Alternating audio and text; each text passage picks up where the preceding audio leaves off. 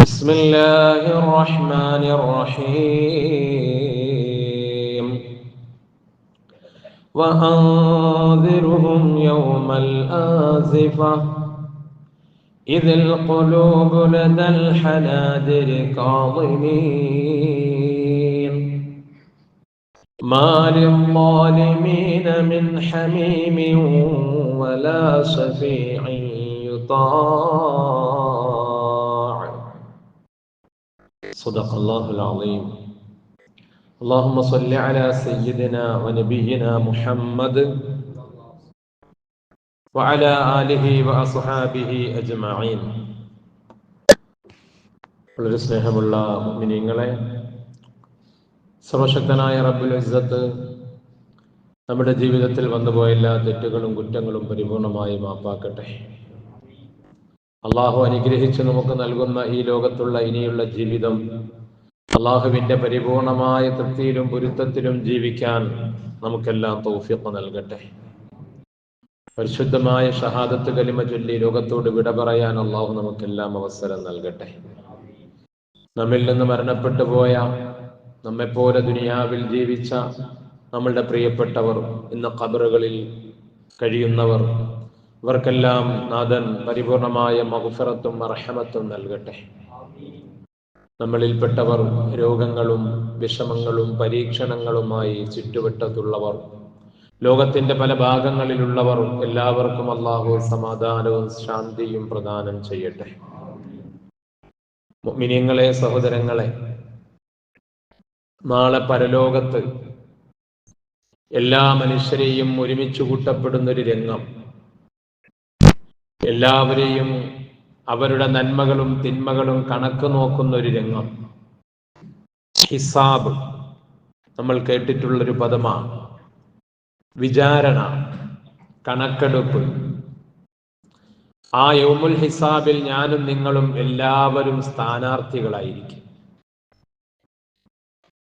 കേരളത്തിന്റെ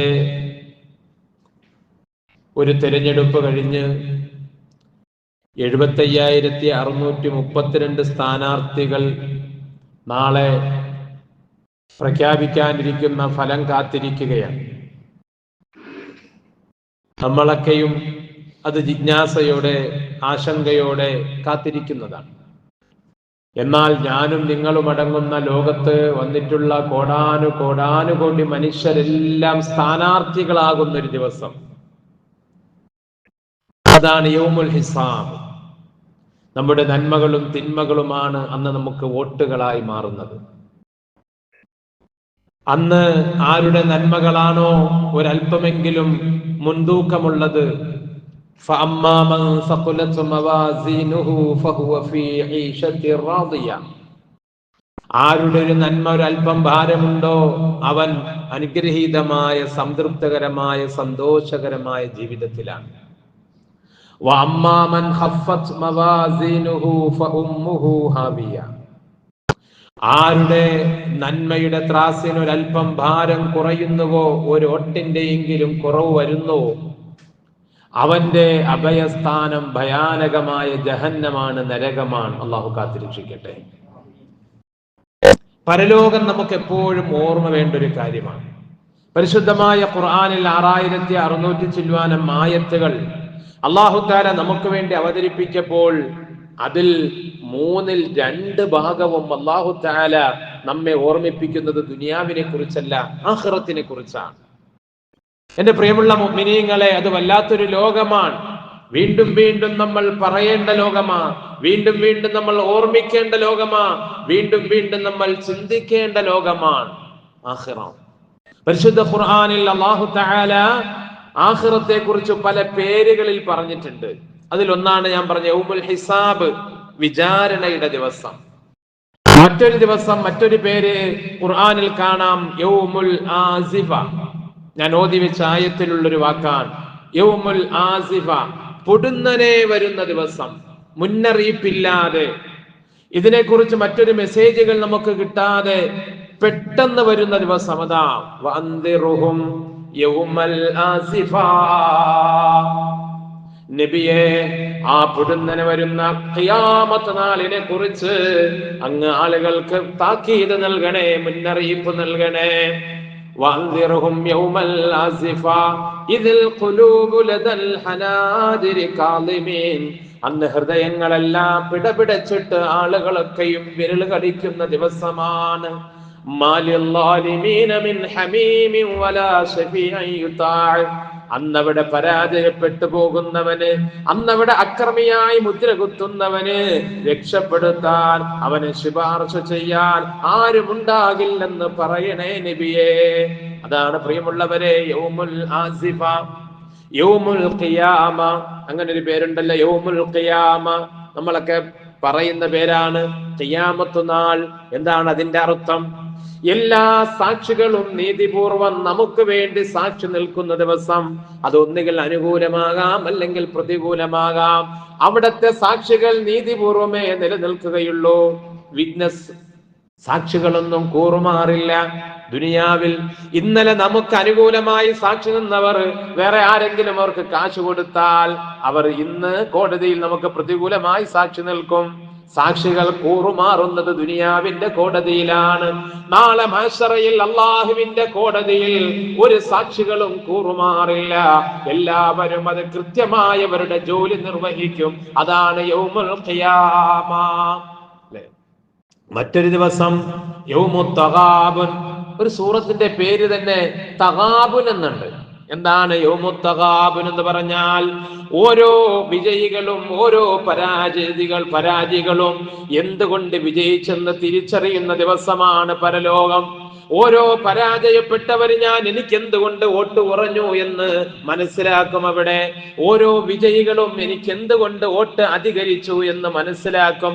അതാണ് യൗമുത് തഗാബുൻ. യൗമ യജ്മഉകും ലിയൗമിൽ ജംഇ ദാലിക യൗമുത് തഗാബുൻ. എല്ലാവരെയും ഒരുമിച്ച് കൂട്ടിയിട്ട് അന്ന് കണക്ക് നോക്കുമ്പോൾ, അന്ന് പെട്ടി പൊട്ടിക്കുമ്പോൾ ഓരോ വിജയികളും എന്തുകൊണ്ട് വിജയിച്ചെന്നവർക്ക് മനസ്സിലാകും.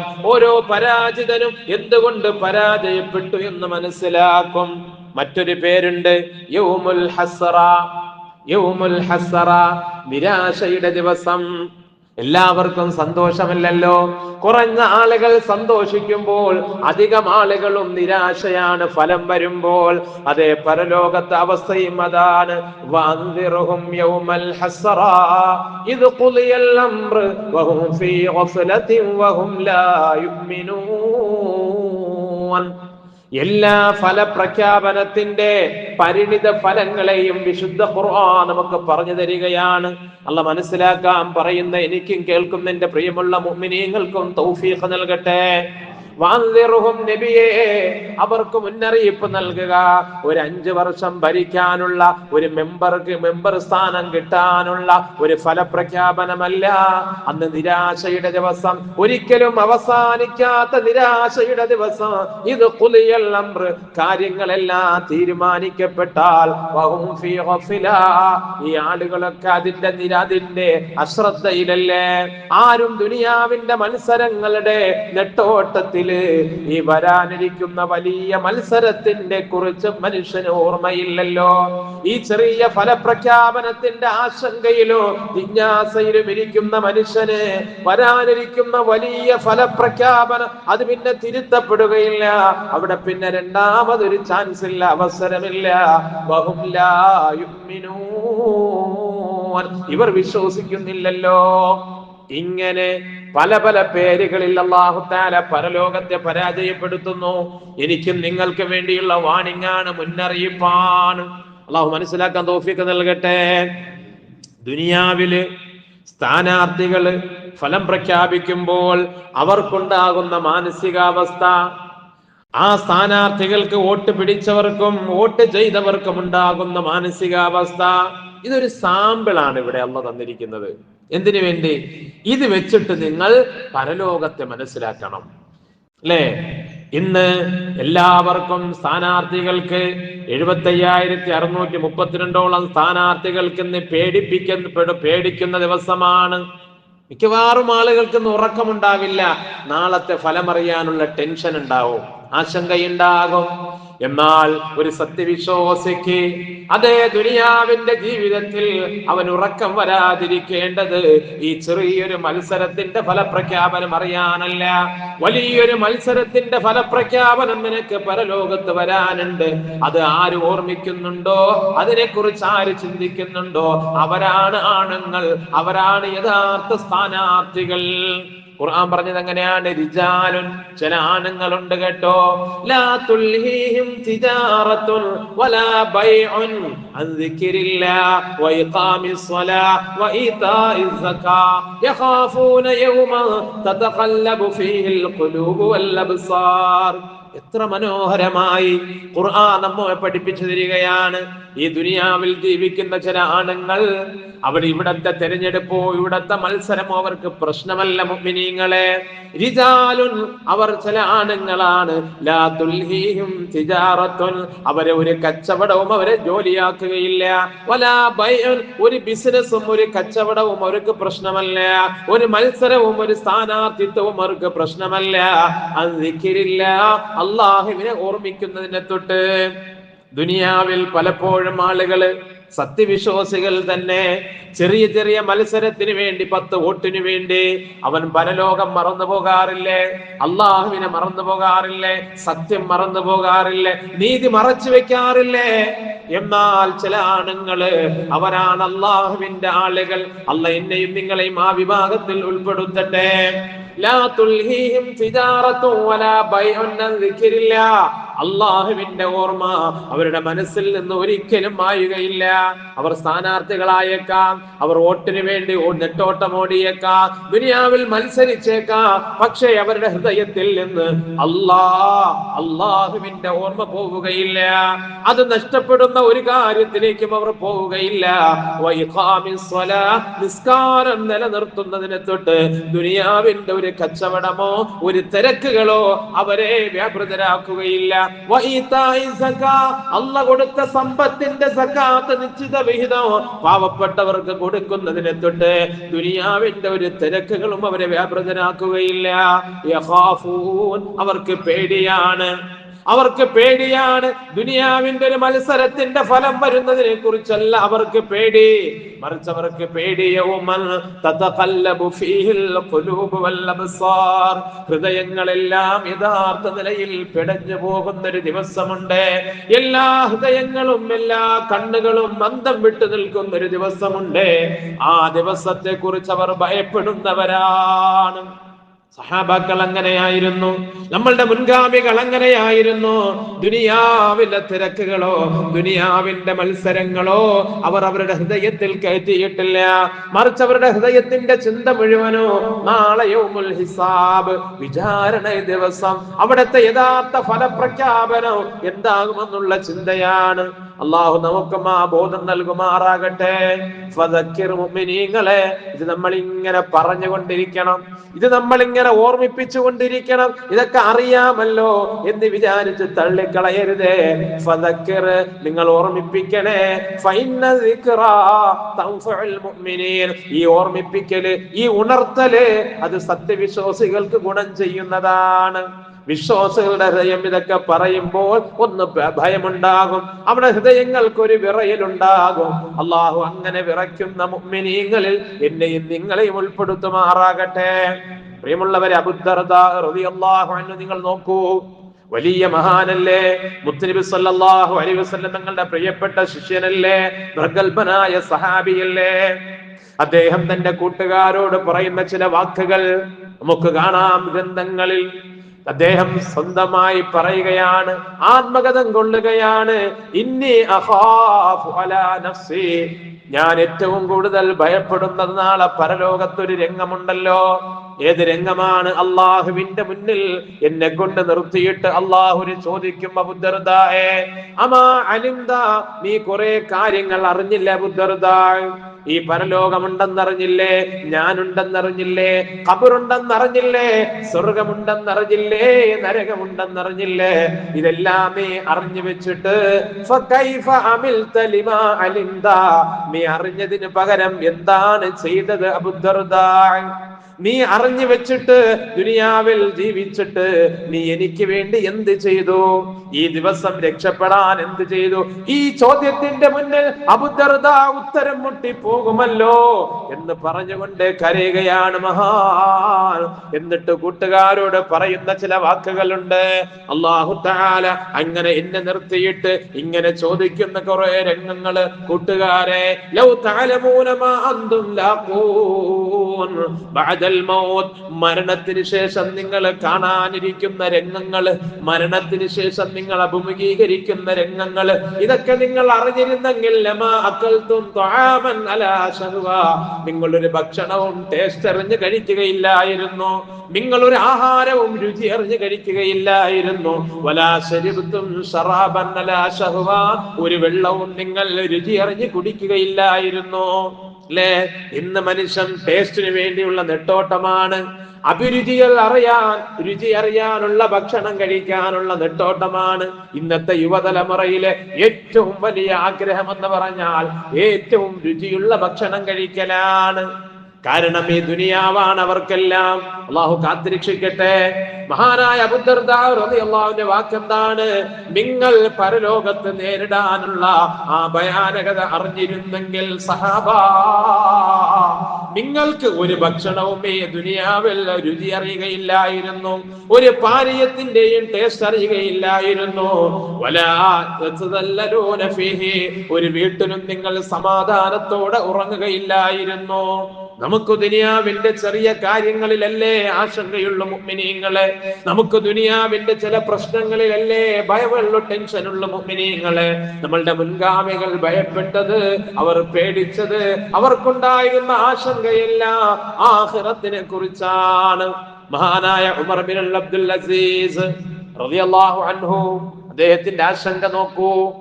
ലോകം കണ്ടതിൽ വെച്ച് ഏറ്റവും നല്ല ഭരണാധികാരികളിൽ, നീതിമാനായ ഭരണാധികാരിയിൽ ഒരാളാണ് രണ്ടാം ഉമർ എന്നറിയപ്പെടുന്ന ഉമർ ബിൻ അബ്ദുൽ അസീസ് റളിയല്ലാഹു അൻഹു. ആധുനിക കാലഘട്ടത്തിൽ വരെ ഭരണാധികാരികൾക്ക് റോൾ മോഡലാക്കാൻ, മാതൃകയാക്കാനുള്ള ഒരുപാട് നീതിപൂർവമായ കാര്യങ്ങൾ, ജനാധിപത്യ രീതിയിലുള്ള ഒരുപാട് തീരുമാനങ്ങൾ എടുത്ത് നടപ്പിലാക്കിയ നല്ലൊരു ഭരണാധികാരിയാണ് മഹാനായ ഉമർ ബിൻ അബ്ദുൽ അസീസ്. ജീവിതത്തിന്റെ ഭൂരിഭാഗ സമയവും പ്രജകൾക്ക് വേണ്ടി, തന്റെ ആളുകൾക്ക് വേണ്ടി, തന്റെ ഭരണീയർക്ക് വേണ്ടി മാറ്റിവെച്ചു. രാത്രിയുടെ അന്ത്യയാമങ്ങളെല്ലാം സർവാധിനാഥനായ സൃഷ്ടാവാനായ അള്ളാഹുവിന് വേണ്ടി മാറ്റിവെച്ച മഹാൻ. പകൽ മുഴുവനും സൃഷ്ടികളോടൊപ്പം അവരുടെ കാര്യത്തിന് വേണ്ടി, രാത്രി മുഴുവനും സൃഷ്ടാവിനോടൊപ്പം അവനോട് സങ്കടങ്ങളും വേദനകളും പറഞ്ഞുകൊണ്ട് അങ്ങനെ ജീവിച്ച ഭരണാധികാരിയാണ് മഹാനായ ഉമർ ബിൻ അബ്ദുൽ അസീസ് റളിയല്ലാഹു അൻഹു. ഒരു രാത്രി ഇങ്ങനെ കരയുന്നുണ്ട്, വല്ലാതെ തേങ്ങിക്കരയുന്നുണ്ട്. ഈ സമയത്ത് പ്രിയപ്പെട്ട പത്നിയായ ഫാത്തിമ, അദ്ദേഹത്തിന്റെ ഭാര്യ, ഈ കരച്ചിൽ കേട്ടിട്ട്, ഇത്രയും വലിയ സങ്കടം വന്ന് കരയുന്ന കേട്ടിട്ട് അവരും കൂടെ കരഞ്ഞു. രണ്ടുപേരും കരയുന്നത് കണ്ടിട്ട് അവരുടെ കുഞ്ഞു മക്കളുണ്ട്, അവരും ആ മാതാപിതാക്കളോടൊപ്പം ഇരുന്ന് കരഞ്ഞു. കുറെ കരഞ്ഞ് കാരണം അറിയുന്നില്ല. അവസാനം പ്രിയ ഭാര്യ ചോദിച്ചു, ബി അബി അന്ത വ ഉമ്മീ യാ അമീറൽ മുഅ്മിനീൻ, ഓ ഉമർ ബിൻ അബ്ദുൽ അസീസ്, പ്രിയപ്പെട്ട ഭർത്താവേ, നിങ്ങൾ എന്തിനാണ് പാതിരാത്രി ഇങ്ങനെ കരയുന്നത്? നിങ്ങളുടെ കരച്ചിലും സങ്കടം കണ്ടപ്പോൾ ഞാനും കരഞ്ഞു പോയി. നമ്മുടെ കരച്ചിൽ കണ്ടപ്പോൾ നമ്മളുടെ പ്രിയപ്പെട്ട മക്കളും കരഞ്ഞു. എന്തിനാണ് പാതിരാത്രി നിങ്ങൾ കരയുന്നത്? എന്തെങ്കിലും നഷ്ടങ്ങൾ ഓർത്തിട്ടാണോ? നമ്മളുടെ ജീവിതത്തിലെ എന്തെങ്കിലും പ്രയാസങ്ങൾ ഓർത്തിട്ടാണോ? ഇല്ല ഫാത്തിമ, ഇല്ല. എനിക്ക് പരലോകമെന്ന് ഓർമ്മ വന്നുപോയി. ഞാൻ ഇങ്ങനെ ഏകാന്തതയിൽ ഇരുന്നപ്പോൾ എനിക്ക് നാളെ മഹ്ശറ മുറ്റത്തൊരു രംഗം ഓർമ്മ വന്നുപോയി ഫാത്തിമ. ഏതാണ് മഹ്ശറയിലെ രംഗമെന്നറിയുമോ? അള്ളാഹുവിന്റെ കോടതിയിൽ നിന്നൊരു വിളി വരുമല്ലോ, ഫരീഖുൻ ഫിൽ ജന്ന വ ഫരീഖുൻ ഫിസ് സഈർ. അള്ളാഹുവിന്റെ കോടതിയിൽ അവസാനത്തൊരു തീരുമാനമാണ്. ദുനിയാവിൽ 5 വർഷത്തൊരു ഫലം പ്രഖ്യാപിക്കുമ്പോൾ ടെൻഷൻ ഉണ്ടാകാം, ആശങ്ക ഉണ്ടാകാം. പക്ഷേ പ്രിയമുള്ളവരെ, അത് 5 വർഷം കഴിഞ്ഞാൽ വീണ്ടും അവസരം ലഭിക്കും. ഏത് തിരഞ്ഞെടുപ്പാകട്ടെ, ഏത് മത്സരമാകട്ടെ, അതിനേക്കാൾ വലിയൊരു കാത്തിരിപ്പിന്റെ ആവശ്യമില്ല. വീണ്ടും മാറി മറിഞ്ഞു വരും ഫലങ്ങളും പ്രഖ്യാപനങ്ങളും. എന്നാൽ പരലോകത്തെ അന്തിമമായ ഒരു ഫലപ്രഖ്യാപനമുണ്ട്, അന്തിമ വിധിയുണ്ട്. പിന്നെ ആ വിധിയിൽ ഒരു മാറ്റമില്ല. ആരാണ് പരാജയൻ എന്നവിടെ വിളിച്ചു പറയും, ആരാണ് വിജയി എന്നവിടെ വിളിച്ചു പറയും. ഫരീഖുൻ ഫിൽ ജന്നാ, ഒരു വിഭാഗം അവർ വിജയിച്ച് സ്വർഗത്തിലേക്ക് കടന്നു പോകട്ടെ. വഫരീഖുൻ ഫിന്നാർ, ഒരു വിഭാഗം പരാജയപ്പെട്ടവർ നരകത്തിലേക്ക് പോകട്ടെ. പിന്നവിടെ മറ്റൊരു തീരുമാനമില്ല, പിന്നവിടെ മറ്റൊരു ഇലക്ഷൻ ഇല്ല, മറ്റൊരു വോട്ടെണ്ണലില്ല, മറ്റൊരു ശുപാർശയില്ല, ഒന്നുമില്ലാത്തൊരു അവസാനത്തെ അന്തിമ വിധി. പടച്ചവനെ, അത് വല്ലാത്ത ഭയമല്ലേ?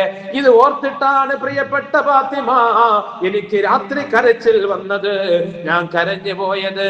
അങ്ങനെ അള്ളാഹ് വിളിച്ചു പറഞ്ഞിട്ട് സ്വർഗത്തിലേക്ക് പോകട്ടെ, ഒരു വിഭാഗം നരകത്തിലേക്ക് പോകട്ടെ, മറ്റൊരു വിഭാഗം. ആ സന്ദർഭത്തിലെങ്ങാനും ഈ ഉമർ ബിൻ അബ്ദുൽ അസീസ് നരകത്തിലേക്കുള്ള വിഭാഗത്തിൽ പെട്ടുപോയാൽ പിന്നെ ഫാത്തിമ രക്ഷയില്ലല്ലോ, പിന്നെ എന്നെ അവിടെ ഏറ്റെടുക്കാൻ ആരും വരില്ലല്ലോ. ഇത് ഓർത്തുകൊണ്ട് ഞാൻ കരഞ്ഞു പോയതാണ്. സുബ്ഹാനല്ലാഹ്, അങ്ങനെ ജീവിച്ച ഭരണാധികാരികളായിരുന്നു പ്രിയമുള്ളവരെ നമുക്ക് മുന്നേ കടന്നുപോയവർ. അവരൊക്കെ നാളെ സ്വർഗത്തെ കാത്തു നിൽക്കുമ്പോൾ പാപികളായ ഞാനും നിങ്ങളും എവിടെ എത്തുമെന്ന് ആലോചിച്ചു നോക്കേ. ഇവിടെ ഫലപ്രഖ്യാപനം വരുമ്പോൾ അള്ളാഹ് സാമ്പിളാണ് വേണ്ടി ദുനിയാവിൽ കാണിച്ചു തരികയാണ്. നാളെ ചില മുഖങ്ങൾ പ്രകാശിക്കും, സന്തോഷിക്കും, അവർ ഇൻകിലാബ് വിളിക്കും, അവർ ജാഥ നടത്തും. ഒരു വിഭാഗമാണെങ്കിലോ തല കുനിഞ്ഞു പോകും, അവരുടെ മുഖം കറുത്ത് കരിവാളിച്ചു പോകും. നമ്മൾ ഇത് കാണാനിരിക്കുകയാണ് നാളെ. എന്നാൽ നമുക്കെല്ലാവർക്കും അനുഭവിക്കേണ്ടി വരുന്ന രംഗമാണ് പരലോകത്തിത്.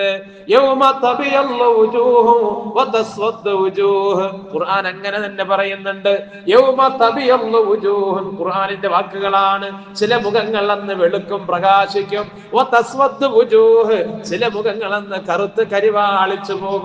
അതിനുവേണ്ടി രക്ഷപ്പെടണം, അതിനുവേണ്ടി ഒട്ടുപിടിക്കണം, അതിനുവേണ്ടി നന്മകളാകുന്ന ഒട്ടുകൾ നമ്മളുടെ ഗ്രന്ഥങ്ങളിൽ, കിതാബുകളിലേക്ക് വാരിക്കൂട്ടണം. അതിനുവേണ്ടി നമ്മളുടെ പെട്ടിയിലേക്ക് നന്മയാകുന്ന ഒട്ടുകളെ നിറയ്ക്കണം. അങ്ങനെ മുഖങ്ങൾ പ്രകാശിക്കുന്ന ദിവസത്തേക്ക് നമുക്ക് ഒരുമിച്ച് കൂട്ടാൻ അല്ലാഹ് നമുക്ക് തൗഫീഖ് നൽകട്ടെ. കറുത്തു പോകുന്ന മുഖങ്ങൾ, കുനിഞ്ഞു പോകുന്ന മുഖങ്ങൾ, ആരുടെ മുമ്പിലും ഒന്ന് തല നിവർത്തി നിൽക്കാൻ കഴിയാതെ പോകുന്ന മുഖങ്ങൾ, അല്ലാഹ് വിഭാഗത്തിൽ നിന്ന് എന്നെയും നിങ്ങളെയും രക്ഷപ്പെടുത്തുമാറാകട്ടെ.